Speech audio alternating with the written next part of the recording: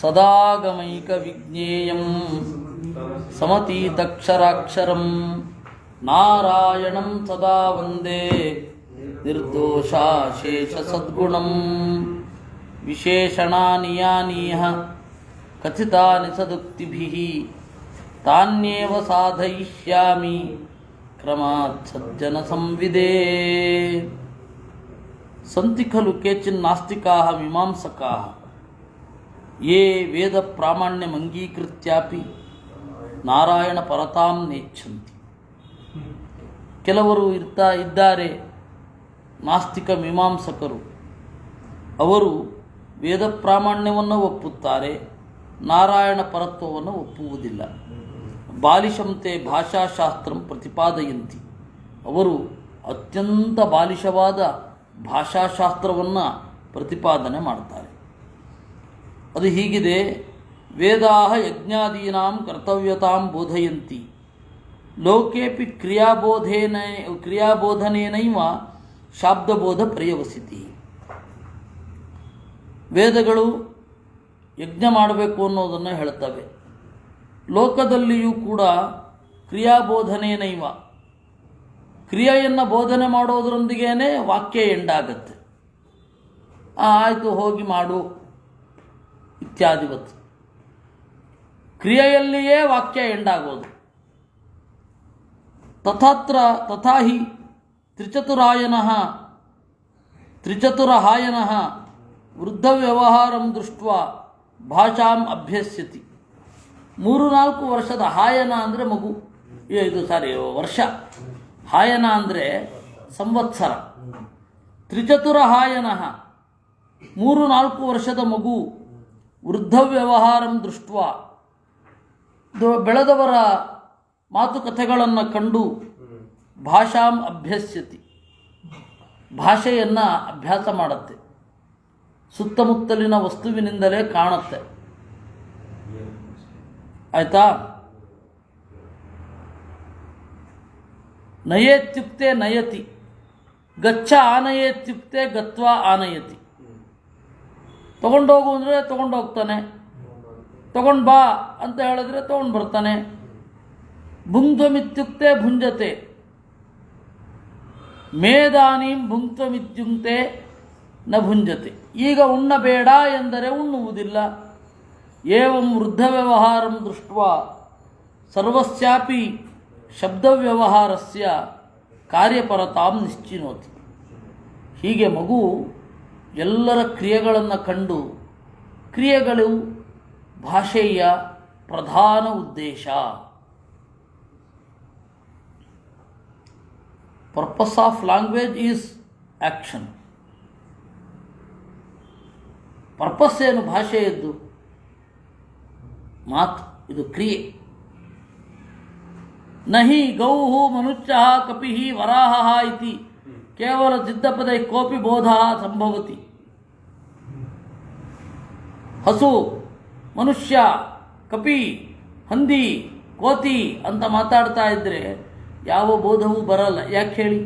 ಕ್ರಿಯಾಪದ ಇಲ್ಲ ಅಲ್ಲಿ. ಕ್ರಿಯಾಪದ ಇದ್ದರೆ ಬೋಧ ಬರುತ್ತೆ. ಕ್ರಿಯಾಪದ ಇಲ್ವಲ್ಲ, ಬೋಧ ಬರಲ್ಲ.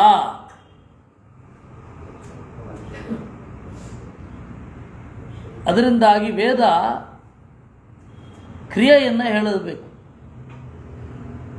ಇಲ್ಲ ಅಂದರೆ ವೇದಕ್ಕೆ ಅರ್ಥ ಇಲ್ಲ ಅಂದರು ಅವರು. ದೇವರನ್ನು ಹೇಳಲ್ಲ, ಅದಕ್ಕೆ ದೇವರು ಒಪ್ಪಲ್ಲ. ವೇದ ದೇವ್ರನ್ನ ಹೇಳುತ್ತೆ ಅಂತೆಲ್ಲ ಹೇಳಿದ್ದು ಹುರುಬಿಟ್ರು ಮೀಮಾಂಸಕರು. ಐಭೋಹೋ ವ್ಯವಹಾರ ಜ್ಞಾನ ವಿಧುರ ಮುಗ್ಧ ವೇದಾಭ್ಯಾಸ ಜಡ ಮೀಮಾಂಸಕ. ಸಂಸ್ಕೃತದಲ್ಲಿ ಬೈಯೋದು ಹೇಗೆ ಅಂತ, ಯಾರ ಹುಟ್ಟು ಭಾಷೆ, ಅವನ ಭಾಷೆಯಲ್ಲಿ ಅವನು ಚೆನ್ನಾಗಿ ಬೈತಾನೆ. ಒಂದು ಭಾಷೆಯಲ್ಲಿ ಎಷ್ಟು ಪರಿಣತಿ ಇದೆ ಅಂತ ಗೊತ್ತಾಗಲಿಕ್ಕೆ ಬೈಗುಳವನ್ನು ಕೇಳಬೇಕು. ಬೈಗುಳ ಬಂತು ಅಂದರೆ ಅವನು ಚೆನ್ನಾಗಿ ಆ ಭಾಷೆ ತಿಳಿದಿದ್ದಾನೆ ಅಂತ. ಈಗ ಹೋಗಿ ಸಂಸ್ಕೃತ ವಿದ್ವಾಂಸರಿಗೆ ನೀವು ಕಂಟಿನ್ಯೂಸ್ಲಿ 10 ಬೈಗುಳ ಬೈರಿ ಅಂದರೆ ಬೈಲಿಕ್ಕೆ ಬರಲ್ಲ. ಯಾಕೆ ಅಂದರೆ ಅದು ಏನಿದ್ರೂ ಅತಿವ್ಯಾಪ್ತಿ ಹೋಯಿತು, ಅತಿವ್ಯಾಪ್ತಿ ಬಂತು ಅನ್ಲಿಕ್ಕೆ ಸೀಮಿತ. ಅದನ್ನು ನೀವು ನೋಡಬೇಕು ಅಂದರೆ ಬಾಣ ಅಂತ ಒಂದು ಸಂಸ್ಕೃತ ರೂಪಕ ಪ್ರಯೋಗ ಇದೆ. ಬಾಣ ಮಹಾಪ್ರಾಣ 10 ನಾಟಕಗಳಲ್ಲಿ ಅಥವಾ ರೂಪಕಗಳಲ್ಲಿ ಅದು ಒಂದು. ಆ ಬಾಣದಲ್ಲಿ ಒಬ್ಬನೇ ಇರ್ತಾನೆ, ಆಕಾಶ ಭಾಷಿತ. ಓ ಹೀಗೆ ಹೇಳಿದ್ರ ನಾನು ಒಪ್ಕೊಳ್ಳಲ್ಲ ಬಿಡಿ ಅಂತ. ಅದು ಆ್ಯಕ್ಟಿಂಗು, ಒಂದು ರೀತಿ ಏಕಪಾತ್ರ ಅಭಿನಯ ಅಥವಾ ಏಕವ್ಯಕ್ತಿ ರೂಪಕ ಇದ್ದ ಹಾಗೆ. ಅದರಿಂದಲೇ ನಿಮಗೆ ಹೊಸ ಕಥೆ ತಿಳಿಬೇಕು. ಅದು ಬಾಣ ಅಂತ ಕರೀತಾರೆ. ಆ ಬಾಣ ಬರೇ ಬೈಗುಳ ಅಶ್ಲೀಲ ಭಾಷಿತ. ನಿಮಗೆ ಸಂಸ್ಕೃತದವರಿಗೆ ಹೇಗೆ ಬೈತಾರೆ, ಸಂಸ್ಕೃತದವರು ಬೈಗುಳದಲ್ಲಿ ಎಷ್ಟು ಪರಿಣತರು ಅಂತ ಹೇಳಿ ನೋಡಿದ್ರೆ ಅಲ್ಲಿಗೆ ಹೋಗಿ ಆ ಬಾಣವನ್ನು ಓದಬೇಕು. ಆವಾಗ ಬೈಗುಳ ಕೋಶ ಸಮೃದ್ಧವಾಗತ್ತೆ. ನಿಮಗೊಂದು ಗೊತ್ತಾ, ಬೈಗುಳ ಕೋಶ ಇದೆ ಇಂಗ್ಲೀಷಿನ. ಹೌದು, ಇಂಗ್ಲೀಷಿನಲ್ಲಿದೆ. ಇಂಗ್ಲೀಷಲ್ಲಿ ಬಂದಮೇಲೆ ಕನ್ನಡದಲ್ಲಿ ಬರಲೇಬೇಕಲ್ಲ. ಕನ್ನಡದಲ್ಲಿ ಇದೆ ಗ್ರಾಮೀಣ ಬೈಗುಳ ಕೋಶ, ಏನೋ ನಗರದ ಬೈಗುಳ ಕೋಶ ಅಂತ ಎರಡಿದೆ.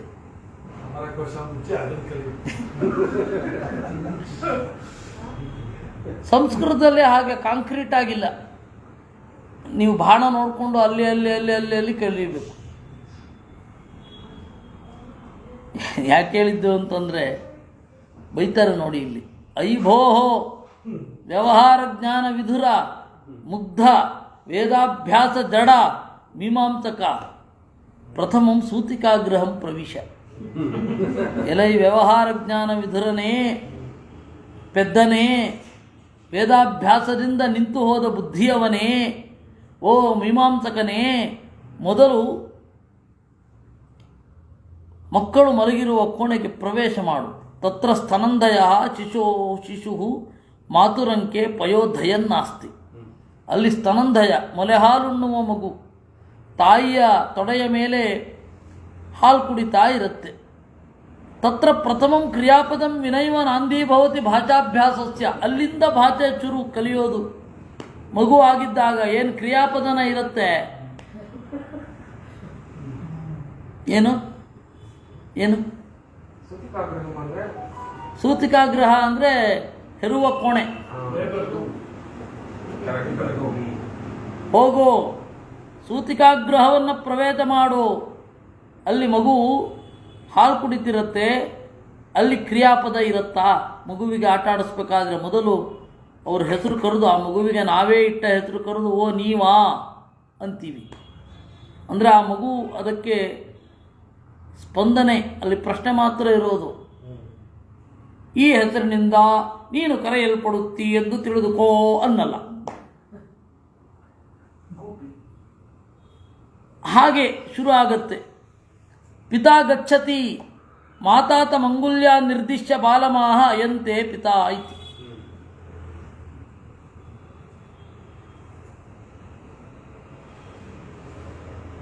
ಅಪ್ಪನನ್ನು ತೋರಿಸಿ ತಾಯಿ ಕೈನಿಂದ ಹೇಳ್ತಾಳೆ, ಇದು ನಿನ್ನ ಅಪ್ಪ. ಮಾತಾಮಹಿ ಆಗಚ್ಚತಿ ಸಾ ಡಿಂಬಮಾಹ ಮಾತರ ಮಂಗುಲ್ಯ ನಿರ್ದಿಶ್ಯ ಇಯಂತೆ ಮಾತಾ ಐತಿ. ಅಜ್ಜಿ ಬಂದವಳು ಮಗುವನ್ನು ಕುರಿತು ಹೇಳುತ್ತಾಳೆ. ತಾಯಿಯ ತಾಯಿ ಮೊದಲು, ಓ ಇದು ನಿನ್ನ ಅಮ್ಮ. ಡಿಂಬ ಅಂದರೆ ಮಗು, ಡಿಂಬ. ನನು ಕ್ವಭೋಹೋ ಕಾರ್ಯತ, ಎಲ್ಲಪ್ಪ ಇದೆ ಕ್ರಿಯೆ. ಏವಂ ಸರ್ವತ್ರಾಪಿ ತಸ್ಮಾದ್ ಅನುಭವ ವಿರುದ್ಧೋಯಂ ಬಾಲಿಶೋ ವಾದ. ಮಾತ್ರಾದಾವೇವ ಆಕಾಂಕ್ಷ. ಇಲ್ಲಿ ಆಕಾಂಕ್ಷ ಪರ್ಪಸ್ಸು ಅಥವಾ ಪರ್ಯವತಾನ ಎಲ್ಲಿಗಾಗತ್ತೆ? ತಾಯಿ. ನಾನ್ಯತ್ರ ಕಸ್ಯಾಂಚಿತ್ ಕ್ರಿಯಾಯ, ಬೇರೆ ಯಾವ ಕ್ರಿಯೆಯಲ್ಲಿಯೂ ಇಲ್ಲ. ಯತ್ ಪದಮೃತೆ ಯತ್ಪದಾನ್ವಯ ಬೋಧೋ ನ ಭವತಿ ತತ್ಪದೇ ತತ್ಪದವತ್ತಾಂ ಹಿ ಆಕಾಂಕ್ಷತಾಂ ಆಚಕ್ಷತೆ. ಆಕಾಂಕ್ಷ ಅಂದರೆ ಏನು? ಯಾವ ಪದವನ್ನು ಹಾಕದೇ ಇದ್ದರೆ ಆ ವಾಕ್ಯ ಪೂರ್ತಿ ಆಗೋದಿಲ್ವೋ ಅದು ಆ ಪದವನ್ನು ಆಕಾಂಕ್ಷ ಅಂತ ಕರೀತಾರೆ. ಏಕಪದಾರ್ಥೇ ಅಪರ ಪದಾರ್ಥ ಸಂಬಂಧೋ ಯೋಗ್ಯತಾ. ಒಂದು ಪದಾರ್ಥದಲ್ಲಿ ಇನ್ನೊಂದು ಪದಾರ್ಥದ ಸಂಬಂಧ ಏನಿದೆ ಅದನ್ನು ಯೋಗ್ಯತಾ ಅಂತ ಕರೀತಾರೆ. ಅಂಗುಲಿ ಪ್ರಸಾರಣಾದಿನ ಆಕಾಂಕ್ಷಿತಸ್ಯ ಸನ್ನಿಧಿರ್ಜ್ಞಾಯತೆ. ಕೈಯನ್ನು ತೋರಿಸುವ ಮೂಲಕ ಸನ್ನಿಧಿ ಗೊತ್ತಾಗುತ್ತೆ. ಅನನ್ವಿತಾಭಿಧಾನ ನಿರಾತಾಯ ಅನ್ವಿತ ಏವ ವ್ಯುತ್ಪತ್ತಿ ಅನ್ವಿತ ಏವ ವ್ಯುತ್ಪತ್ತಿ ಗೃಹೀತೇ ಆಹ. ಅನ್ವಿತಾಭಿಧಾನವಾದ ಅಂತ ಒಂದು ವಾದ ಇದೆ. ಎರಡು ತರಹದ ವಾದ, ಅನ್ವಿತಾಭಿಧಾನವಾದ, ಅಭಿಹಿತಾನ್ವಯವಾದ ಅಂತ. ಅಭಿಹಿತಾನ್ವಯವಾದವು ಜಗತ್ತಿನಲ್ಲಿ ಇದೆ. ಅದು ಯಾವಾಗ ಅಂತ ಹೇಳಿದ್ರೆ PPT ಪ್ರೆಸೆಂಟ್ ಮಾಡುವಾಗ, ಅಥವಾ ನಾವು ಹೇಳ್ತಾ ಇರಬೇಕಾದ್ರೆ ತೆರೆಯ ಮೇಲೆ ಏನದು ಪ್ರೂವ್ ಆಗುತ್ತಲ್ಲ, ನಾವು ಹೇಳ್ತಾ ಇದ್ದ ಹಾಗೆ ಆಗ್ತಾ ಹೋಗುತ್ತಲ್ಲ, ಅದನ್ನು ಅಭಿಹಿತಾನ್ವಯವಾದ ಅಂತ ಹೇಳಬಹುದು.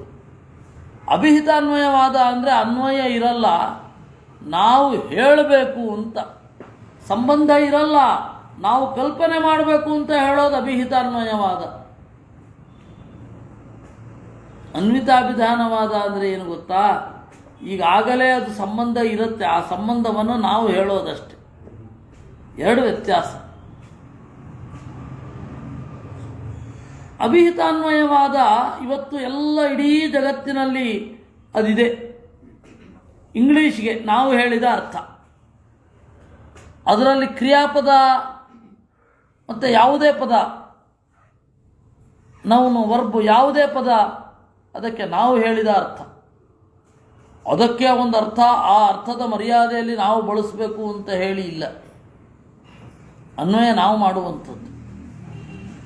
ಅಥವಾ ನಮ್ಮ ಸಂಕೇತದ ಭಾಷೆ ಅಭಿಹಿತಾನ್ವಯ, ಆದರೆ ವೇದ ಅನ್ವಿತಾಭಿಧಾನವಾದ. ಈಗಾಗಲೇ ಇರುತ್ತೆ ಸಂಬಂಧ, ಈಗಾಗಲೇ ಇರುತ್ತೆ, ಆ ಇದ್ದ ಸಂಬಂಧವನ್ನು ಹೇಳುತ್ತೇವಷ್ಟೆ. ಇದು ಅಭಿಹಿತಾನ್ವಯವಾದ, ಇದು ಅನ್ವಿತಾಭಿಧಾನವಾದ. ಅನನ್ವತಾಭಿಧಾನವಾದವನ್ನು ನಿರಾಕರಣೆ ಮಾಡಲಿಕ್ಕೆ ಇದನ್ನು ಹೇಳಿದ್ದು. ನಕ್ವಾಪಿ ಅನನ್ವಿತಾಭಿಧಾನವಾದಂ, ಹೇಳುವಾಗ ಸಂಬಂಧ ಇಲ್ಲದೆ ಇರೋದೇ ಇಲ್ಲ, ಸಂಬಂಧ ಇರೋದನ್ನೇ ಹೇಳೋದು. ಅತಯೇವ ವಯಂ ಕಾರ್ಯಾನ್ವಿತ ವ್ಯುತ್ಪತ್ತಿಂ ವದಾಮ ಇತಿ ಪ್ರತಿಷ್ಠಮಾನಂ ಮೀಮಾಂಸಕಂ ಪ್ರತ್ಯಾಹ ಸಿದ್ಧಾನ್ವಿತೇ ಏವ. ಅದಕ್ಕೆ ನಾವು ಕಾರ್ಯಾನ್ವಿತ ವ್ಯುತ್ಪತ್ತಿವಾದಿಗಳು ಅಂತ ಮೀಮಾಂಸಕರು ಹೇಳ್ತಾರೆ. ಅನನ್ವಿತವಾದದ್ದಿರಲ್ಲ, ಹೌದಾ? ಅದಕ್ಕೆ ಕಾರ್ಯಾನ್ವಿತವಾದದ್ರಲ್ಲಿ ಇರುತ್ತೆ. ಬಳಸುವ ಪ್ರತಿಯೊಂದು ಭಾಷೆಗೂ ಕ್ರಿಯೆಯೇ ಕೊನೆ ಇಲ್ಲ ಅಂತಾರೆ ಆಚಾರ್ಯರು. ಸಿದ್ಧಾನ್ವಿತೇ ಏವ, ಏನು ಪ್ರಶ್ನೆ ಕೇಳಿದ್ರೆ, ಸಿದ್ಧಾನ್ವಿತೇ ಏವ ಇತಿ ಆದಿಪದೇನ ಸನ್ನಿಧಿ ಜ್ಞಾಪಿಕ ಯಾ ಕಾಪಿ ಕ್ರಿಯಾ. ಸನ್ನಿಧಿಯನ್ನು ತಿಳಿಸುವಂತಹ ಯಾವುದೇ ಪದ ಅದು ಕ್ರಿಯೆ, ಆ ಕ್ರಿಯೆ. ಯಥಾ ಇಯಂ ಗೌಹು ಇತ್ಯತ್ರ ಕಂಬಲಾಚಾಲನಂ, ಯಥಾವ ಅಶ್ವೋಯಂ ಇತ್ಯತ್ರ ನಿಗಲಕೇತರಾಣಾಂ ಪರಾಮರ್ಶೇನ. ನೋಡಿ, ಇಯಂ ಗೌಹು, ಇದು ಹಸು ಅಂತ ಹೇಳ್ತೇವೆ. ಗಲಕಂಬಲಾಚಾಲನಂ, ಅಲ್ಲಿ ಏನು ಗಂಗೆದೊಗಲು ಇರುತ್ತೆ, ಅದು ಹೀಗೆ ಅಲುಗಾಡ್ತಾ ಇರುತ್ತೆ, ಇದು ಗೋವು. ಅಶ್ವೋಯಂ ಅಂತ ಹೇಳ್ತೇವೆ. ನಿಗಾಲಕೇತರಾಣಾಂ ಪರಾಮರ್ಶೇನ, ಈ ಕಡಿವಾಣ ಆಮೇಲೆ ಕೇಸರ ಇವುಗಳೆಲ್ಲ ಇದ್ದಾಗ ಓ ಅಶ್ವೋಯಂ ಅಂತೇವೆ. ಅಲ್ಲಿ ಯಾವ ಕ್ರಿಯಾಪದ ಇದೆ? ಕಾರ್ಯಸ್ಯ ಕಾರ್ಯಾನ್ವಯಾಭಾವಾತ್ ಗಾಮಾನಯ ಇತ್ಯಸ್ಯ ಗೋಪದಾರ್ಥಸ್ಯ ಆನಯನ ಕಾರ್ಯಾನ್ವಯೇನ ಕಾರ್ಯಾನ್ವಿತೆ ವ್ಯುತ್ಪತ್ತಿ. ಈಗ ಗಾಮಾನಯ ಅಂತ ಇದೆ, ಹಸುವನ್ನು ಅಲ್ಲಿ ಜ್ಞಾನ ಬಂತು. ಆನಯನ ಕಾರ್ಯಸ್ಯ ಕಾರ್ಯಾನ್ವಯಾಭಾವಾತ್ ಕೇವಲ ಕಾರ್ಯೇ ವ್ಯುತ್ಪತ್ತಿರಿತ್ಯಂಗೀಕಾರ್ಯೇ ಕಾರ್ಯೇ ಕಾರ್ಯಾನ್ವಿತೆ ಚ ವ್ಯುತ್ಪತ್ತಿರಿತಿ ಕಲ್ಪನಾ ಗೌರವಂ. ಆಗ ಏನಾಗುತ್ತೆ, ಒಂದು ಮಾತು ಹೇಳ್ತೇವೆ, ಎಲ್ಲ ವಾಕ್ಯಗಳಿಗೂ ಇದು ಅನ್ವಯಿಸಲ್ಲ. ಗಾಮಾನಯ ಅನ್ನುವಲ್ಲಿ ಕ್ರಿಯೆ ಅನ್ವಯ ಆಗತ್ತೆ. ಹಸುವನ್ನು ತಗೊಂಡು ಬಾ, ಕ್ರಿಯೆಯೇ ಉದ್ದೇಶ, ತಂದ. ಅದೇ ಕಾರ್ಯಾನ್ವಿತವಾದದ್ರಲ್ಲಿ ಮಾತ್ರ ಶಕ್ತಿ ಇರುತ್ತೆ ಅಂತ ಒಂದು ವಾಕ್ಯ ಇದೆ. ಅದು ಅನ್ವಯ ಆಗತ್ತಾ? ಆಗಲ್ಲ. ಅದೇ ಭಾರತೀಯನೊಬ್ಬ ಹೇಳಿದ ಹಾಗೆ ಎಲ್ಲ ಭಾರತೀಯರು ಸುಳ್ಳರು, ಅದಾಗಲ್ಲ. ಯಾಕೆಂದರೆ ಎಲ್ಲ ಭಾರತೀಯರು ಸುಳ್ಳರಾದರೆ ಭಾರತೀಯನು ಇವನು ಕೂಡ ಭಾರತೀಯ ಆದ್ದರಿಂದಾಗಿ ಇವನು ಮಾತು ಸುಳ್ಳಾಗಿ ಭಾರತೀಯರು ಸತ್ಯವಂತರು ಅಂತ ಆಗ್ಬಿಡುತ್ತೆ. ನೋಡಿ ಹೆಂಗಿದೆ ಟ್ವಿಸ್ಟ್. ಎಲ್ಲ ಭಾರತೀಯರು ಸುಳ್ಳರು ಅಂತ ಭಾರತೀಯ ಹೇಳಲಿಕ್ಕಾಗಲ್ಲ. ಎಲ್ಲ ಭಾರತೀಯರು ಸುಳ್ಳರು ಅನ್ನುವ ಮಾತು ಸುಳ್ಳಾಯಿತು ಅಂತ ಇಟ್ಕೊಳ್ಳಿ. ಸತ್ಯ ಆದರೂ ಭಾರತೀಯರು ಸತ್ಯವಂತರಾಗ್ತಾರೆ. ಎಲ್ಲ ಭಾರತೀಯರು ಅಂತನ್ನುವ ಮಾತು ಸುಳ್ಳು ಅಂತಲೇ ಇಟ್ಟುಕೊಳ್ಳಿ, ಮತ್ತದು ಸತ್ಯವೇ ಆಗುತ್ತೆ. ಯಾಕೆಂದರೆ ಭಾರತೀಯರು ಸುಳ್ಳರಲ್ಲ ಅಂತ ಸುಳ್ಳನೊಬ್ಬ ಹೇಳಿದ ಮಾತು ಸುಳ್ಳು ಆದರೆ ಸುಳ್ಳರು ಅಂತನ್ನುವ ಮಾತು ಸುಳ್ಳಾಯಿತು, ಅವಾಗ ಸತ್ಯ ಆಯಿತು. ಈ ತರಹ ಇದೊಂದು ಕಾರ್ಯಾನ್ವಿತೆ ವ್ಯುತ್ಪತ್ತಿ ಅನ್ನುವ ವಾಕ್ಯಕ್ಕೆ ಕಾರ್ಯಾನ್ವಯ ಇದೆಯಾ ಇಲ್ವಾ? ಕಾರ್ಯಾನ್ವಿತೆ ವ್ಯುತ್ಪತ್ತಿ ಅನ್ನೋದಕ್ಕೆ ಕಾರ್ಯ ಇತ್ತು ಅಂದರೆ ಮುಂದಿನ ಕಾರ್ಯ ಏನು ಅಂತ ಅಲ್ಲಿಲ್ಲ. ಇಲ್ಲ ಅಂದರೆ ಇದಕ್ಕಿಲ್ಲ, ಅದೇ ರೀತಿ ಯಾವುದಕ್ಕೂ ಇಲ್ಲ ಅಂತ ಹೇಳ್ಬೋದು. ಇದು ಇಂಗ್ಲೆಂಡಲ್ಲಿ ಈ ಶತಮಾನದ ಆದಿಯಲ್ಲಿ ಲಾ ಪ್ರಾಕ್ಟೀಸ್ ಮಾಡ್ತಾ ಇದ್ದವರು ಪ್ರಸಿದ್ಧ ಗುರು ಒಬ್ಬ ಹೇಳಿದ್ನಂತೆ, ಅವನೊಂದು ಒಪ್ಪಂದ, ಯಾವುದೇ ಫಸ್ಟ್ ಕೇಸ್ ಗೆದ್ದರೆ ನನಗೆ ದುಡ್ಡು ಕೊಡಬೇಕು, ಆ ಕೇಸಿನ ಫೀ ನಂದು ಅಂತ. ಇವನೊಬ್ಬ ಏನು ಮಾಡಲೇ ಇಲ್ಲ, ಒಬ್ಬ ಶಿಷ್ಯ ಹೋದವನು. ಯಾಕೆ ಇವನು ಕೇಸ್ ಹಾಕದ. ಆ ಕೇಸಲ್ಲಿ ಇವನು ವಾದ ಮಾಡಬೇಕು, ಯಾರು ಶಿಷ್ಯನ ಮೇಲೆ ಕೇಸ್ ಹಾಕದ, ಒಪ್ಪಂದದ ಪ್ರಕಾರ ದುಡ್ಡು ಪಾವತಿಸಿಲ್ಲ ಅಂತ. ಅವನು ಹೀಗೆ ವಾದ ಮಾಡೋದಂತೆ, ಈಗ ನಾನು ಗೆದ್ದರೆ ಕೊಡೋ ಅಗತ್ಯ ಇಲ್ಲ, ಯಾಕೆಂದರೆ ಕೇಸ್ ಇರೋದೇ ಇವನು ನನಗೆ ದುಡ್ಡು ಕೊಡ್ತಾ ಇಲ್ಲ ಅನ್ನೋದ್ರ ಬಗ್ಗೆ. ಅದನ್ನು ಗೆದ್ದರೆ ದುಡ್ಡು ಕೊಡಬಾರ್ದು ಅಂತ ಆಗುತ್ತೆ. ನಾನು ಸೋತ್ರೆ ಕೊಡೋ ಹಾಗಿಲ್ಲ, ಯಾಕೆಂದರೆ ಫಸ್ಟ್ ಕೇಸ್ ಸೋತಿದ್ದೀನಿ, ಕೊಡಲ್ಲ ಅಂತ. ಏನು ಮಾಡಿದ್ರು ಕೊಡಲ್ಲ. ಹಾಗೆ ಕಾರ್ಯಾನ್ವಿತೆ ವ್ಯುತ್ಪತ್ತಿ ಅಂತನ್ನುವ ವಾಕ್ಯಕ್ಕೆ ಕಾರ್ಯಾನ್ವಯ ಇದೆಯೋ ಇಲ್ಲವೋ? ಕಾರ್ಯಾನ್ವಯ ಇದೆಯಾ ಅಂದರೆ ಯಾವುದದು? ಕಾರ್ಯಾನ್ವಯ ಇಲ್ಲ ಅಂತಂದರೆ ಇದಕ್ಕಿಲ್ಲ ಅಂದರೆ ಈ ತರಹದ ಅನೇಕ ವಾಕ್ಯಗಳಿಗೂ ಇರದೇ ಇರಬಹುದಲ್ಲ. ಅಂದ್ರೆ ಇವಾಗ ಗಾಮ್ ಆನಯ ಅಂತ ಹೇಳಿದ್ರು, ಗಾಮ್ ತೆಗೆದ್ಬಿಟ್ಟು ಆನಯ ಅಂತ ಹೇಳಿದ್ರೆ ಅದಕ್ಕೆ ಮೀನಿಂಗ್ಲೆಸ್ ಅಲ್ಲ. ಅದಕ್ಕೆ ಯೋಗ್ಯತಾ ಇರಬೇಕು ಅಂತ ಹೇಳೋದು, ಸಂಬಂಧ ಇರಬೇಕು. ಅದೇ ಸಂಬಂಧ ಇರಬೇಕು, ಆಕಾಂಕ್ಷನೂ ಇರಬೇಕು. ಅಂದರೆ ಆನಯ ಅನ್ನುವ ಮಾತು ಪೂರ್ತಿ ಆಗಬೇಕಾದ್ರೆ ಗಾಮ್ ಅನ್ನೋದು ಬೇಕೇ ಬೇಕು. ಹೀಗಾಗಿ ಆಕಾಂಕ್ಷ, ಸನ್ನಿಧಿ, ಯೋಗ್ಯತಾ ಈ ಮೂರೂ ಇರಬೇಕು. ಈ ಮೂರಲ್ಲಿ ಯಾವುದು ಇಲ್ಲದೆ ಹೋದರೂ ಬೋಧ ಬರಲ್ಲ. ಕಾರ್ಯಾನ್ವಯ ಇದೆಯೋ ಇಲ್ವೋ ಬೇರೆ, ಆಕಾಂಕ್ಷ, ಸನ್ನಿಧಿ, ಯೋಗ್ಯತಾ ಇದ್ದರೆ ಮಾತ್ರ ಆ ಮಾತು ಪ್ರಮಾಣ. ಒಂದು ಮಾತು ಪ್ರಮಾಣ ಯಾಕೆ? ಆಕಾಂಕ್ಷ, ಸನ್ನಿಧಿ, ಯೋಗ್ಯತಾ ಇದ್ದರೆ ಪ್ರಮಾಣ. ಅದು ಯಾರಾದರೂ ಹೇಳಿರಲಿ ಹೇಳಿಲ್ಲದೆ ಇರಲಿ, ಅಂದರೆ ಅಪೌರುಚಯ ಆಗಿರಲಿ ಪೌರುಚಯ ಆಗಿರಲಿ, ಜ್ಞಾನ ಬರೋದು ಯಾಕೆ ಅಂದರೆ ಆಕಾಂಕ್ಷ, ಸನ್ನಿಧಿ, ಯೋಗ್ಯತಾ ಇದ್ದರೆ. ಅದಿದೆಯಾ? ಬೋಧ ಬರುತ್ತೆ. ದೇವರಲ್ಲಿ ಅದಿದೆ ಅಲ್ವಾ? ದೇವರ ಬಗ್ಗೆ ಬೋಧ ಬರುತ್ತೆ, ವೇದದಿಂದ ಬರಲ್ಲ ಯಾಕೆ?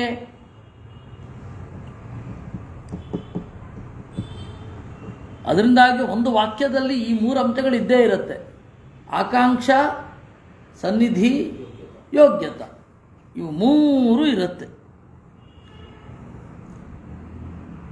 ಆನಯನ ಕಾರ್ಯಸ್ಯ ಕಾರ್ಯಾನ್ವಯಾಭಾವಾತ್ ಕೇವಲ ಕಾರ್ಯೇ ವ್ಯುತ್ಪತ್ತಿ.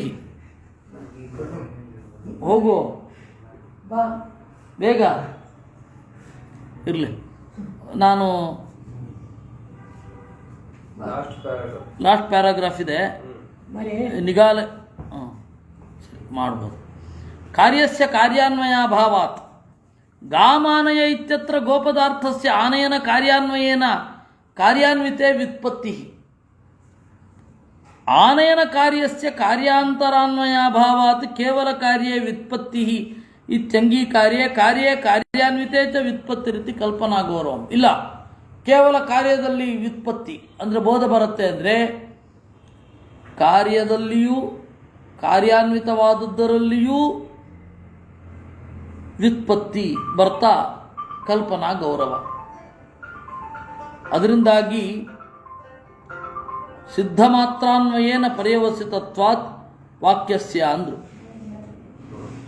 ಪ್ರತೀತಿ ಪರ್ಯವಸಿತಿ ವಿರಹ ಇತಿ ವದತಾಂ. ನಮಗೆ ಏನು ತೋರುತ್ತೆ ಅದು ಎಂಡಾಗಬೇಕು. ವೇದ ಎಲ್ಲ ದೇವರನ್ನು ಹೇಳುತ್ತೆ ಅಂದರೆ ವಾಕ್ಯವೋ ಭಾಷೆಯೋ ಕ್ರಿಯೆಯೋ ಹೇಗೆ ಎಂಡಾಗತ್ತೆ? ಯಾರು ಹೇಳಿದಾಗಲ್ಲ ಅಂತ? ಹಾಗೇ ಆಗತ್ತೆ. ಓ ದೇವರೇ ನನಗೆ ಆನಂದವನ್ನು ನೀಡು ಅನ್ನೋದ್ರಲ್ಲಿ ಪರ್ಯವಸಾನ ಸಮಗ್ರ ವೇದಕ್ಕೆ. ನಿನ್ನ ಅರಿವನ್ನು ನೀಡು ಅನ್ನೋದ್ರಲ್ಲಿ ಪರ್ಯವಸಾನ ಸಮಗ್ರ ವೇದಕ್ಕೆ. ಇದೆಯಲ್ಲ, ಮಾ ಮೀಮಾಂಸಕ ಮಾಚ ಆಲಂಕಾರಿಕ ಪ್ರಾಕ್ಷೀಹಿ ಸಮಸ್ಯಾ ಪರಿಹಾರಾರ್ಥಂ ಅನುಭವಂ ಪೃಚ್ಛ ಇತ್ಯಾಹ ತತ್ರ ಪ್ರಾಮಾಣ್ಯಾನುಭವಾಚ್ಚ. ಅದರಿಂದಾಗಿ ಮೀಮಾಂಸಕನೇ ಪ್ರಶ್ನೆಯೇ ಮಾಡಬೇಡ. ಅನುಭವ ಪರ್ಯಂತೋ ಹಿ ವಾಕ್ಯಾರ್ಥ. ವಾಕ್ಯಾರ್ಥ ಯಾವತ್ತೂ ಕೂಡ ಅನುಭವದೊಂದಿಗೆ ಕೊನೆಗಾಣಬೇಕು, ಬೇರೆ ಅಲ್ಲ ಅಲ್ವೇ? ಇಷ್ಟು ಈ ಸಂಗತಿಯದ್ದು. ಮತ್ತೆ ಮುಂದಿನ ಶನಿವಾರ ಮಾಡುವ.